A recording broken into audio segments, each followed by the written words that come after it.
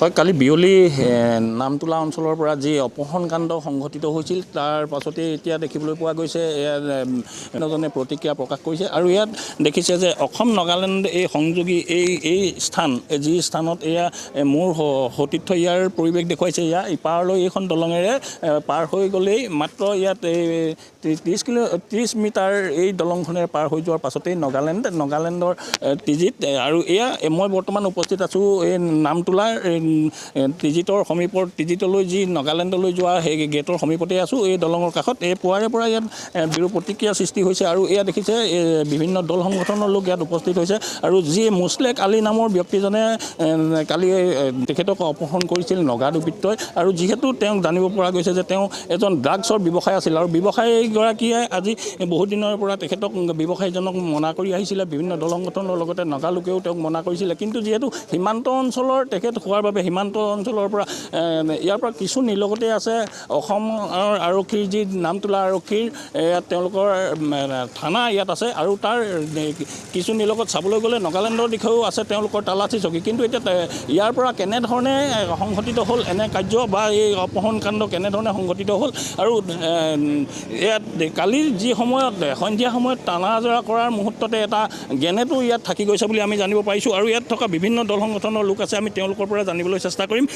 যিহেতু নামতোলা অঞ্চলত বিশেষকৈ অসম নাগালেণ্ড সংযোগী এই স্থানৰ পৰা কালি বিয়লি যি ঘটনা সংঘটিত হৈছে কি ক'ব? নাই, সমগ্ৰ ঘটনাটো আচলতে অতি দুৰ্ভাগ্যজনক বিষয়, কাৰণ আপোনালোকে দেখিছে যে আজি অসম আৰক্ষী আৰু নাগালেণ্ড আৰক্ষীৰ ইয়াতে আচলতে তেওঁলোকৰ এটা ছেক্ৰেট আছে, আৰক্ষী থানা আছে। তাৰ পাছতো আচলতে অসমৰ মাটিতে অসমৰ এজন যুৱকক আচলতে নগা দুৰ্বৃত্তই এনেকৈ অপহৰণ কৰি লৈ যাব, এই কথাটো কেতিয়াও আমি মানি ল'ব নোৱাৰোঁ। আৰু আমাৰ যিহেতু আৰক্ষী প্ৰশাসন আছে তেওঁলোকৰ আচলতে চৰম দুৰ্বলতাৰ কাৰণে আচলতে এনেদৰে ঘটনা সংঘটিত হৈছে। আৰু এটা কথা ক'ব লাগিব যে আজি আপোনালোকে দেখিছে যে অসম আৰু নাগালেণ্ডত চুবুৰীয়া ৰাজ্য হিচাপে আমাৰ এটা সুসম্পৰ্ক আছে, এটা ভাতৃত্ববোধৰ এনাজৰী আছে, কিন্তু এই এনাজৰীডাল কিন্তু বাৰে বাৰে ভাঙিবৰ কাৰণে তেওঁলোকে চেষ্টা কৰে।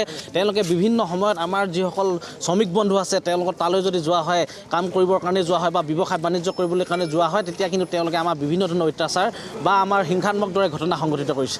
গতিকে আমি এটা কথা ক'ব বিচাৰিছোঁ যে যদিহে তেওঁলোকে সুশৰীৰে এই অসমৰ ব্যক্তিজনক তেওঁলোকে ঘূৰাই নপঠায়, তেতিয়াহ'লে আহি থকা সময়ত কিন্তু ৰাইজৰ অভিভাৱকত্বত আমি কিন্তু অসম জাতীয় যুৱ ছাত্ৰ পৰিষদৰ লগতে চৰাইদেউ জিলাৰ বিভিন্ন জাতীয় জনগোষ্ঠীয় দল সংগঠনৰ লগত একত্ৰিত হৈ আমি কিন্তু অৰ্থনৈতিক অৱৰোধেৰে কিন্তু কাৰ্যসূচী ল'বলৈ বাধ্য হ'ম।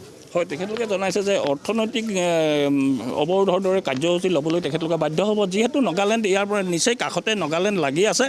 অসমৰ সৈতে এই সংযোগ থকা এইখন দলং, যিখন দলং দেখিছে এই দলংখনে পাৰ হোৱাৰ লগে লগে নাগালেণ্ডত প্ৰৱেশ কৰে আৰু ইয়াতে তেওঁলোকৰ বিভিন্নজনে আজি প্ৰতিক্ৰিয়া প্ৰকাশ কৰিছে। আৰু এতিয়া দেখিছে যে যিহেতু অসমৰ লোক এনেধৰণে অসমৰ পৰা তেওঁ নগা দুৰ্বৃত্তই কেনেধৰণে আৰক্ষী থকাৰ পাছতো কেনেধৰণে নিব পালে সেয়া এটা সন্দেহ আছে বুলি তেওঁলোকে মত পোষণ কৰিছে। আৰু মই অন্যজন ইয়াত আছে, মই তেখেতৰ পৰা জানিবলৈ চেষ্টা কৰিম। কি ক'ব, যিহেতু আপোনালোকৰ ইয়াত কালিৰ এই ঘটনা সংঘটিত হৈছে, তাৰ পাছত এতিয়া প্ৰতিক্ৰিয়া প্ৰকাশ কৰিছে প্ৰত্যেকজনে, আপুনি কি ক'ব? হয়, বৰ প্ৰথমতে হ'ল এইটো এটা বৰ দুৰ্ভাগ্যজনক ঘটনা, কাৰণ আমাৰ অসমৰ পৰা নাগালেণ্ডৰ দুৰ্বৃত্তই আহি অসমৰ সীমাৰ কিনাৰৰ পৰা এজন যুৱকক উঠাই লৈ গৈছে। ইয়াতকৈ আৰু অসম আৰক্ষী বা অসম চৰকাৰক ধিক্কাৰ জনোৱাৰ বাহিৰে অন্য একোৱেই নাই। কাৰণ চাওক, ইয়াতে এটা চেক পোষ্ট আছে, ইয়াতে এখন দলং আছে, নাগালেণ্ড আৰু অসমৰ সীমা। সেই চেক পোষ্টখনত 24 ঘণ্টাই অসম পুলিচ পিয়াদি থাকে। যদি নাগালেণ্ডৰ পৰা বা অসমৰ পৰা কিছুমান যুৱক আহে, তেওঁলোকক হাৰাশাস্তি কৰিব পৰা নাই বা অন্য কিবা এটা কাৰণত আহি পিনি তেওঁলোকে পুলিচে আহি হাৰাশাস্তি কৰে।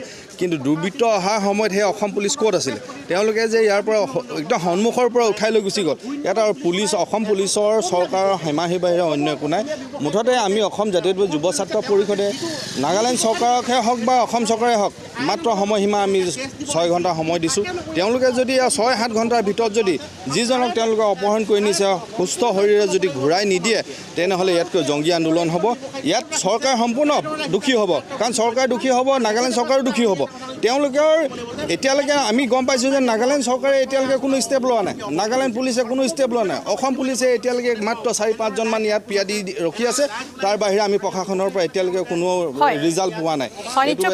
শেহতীয়া খবৰ আমাক জনোৱাৰ বাবে মনোজ দত্ত আপোনাক এই মুহূৰ্তত আমি ধন্যবাদ জ্ঞাপন কৰিছোঁ।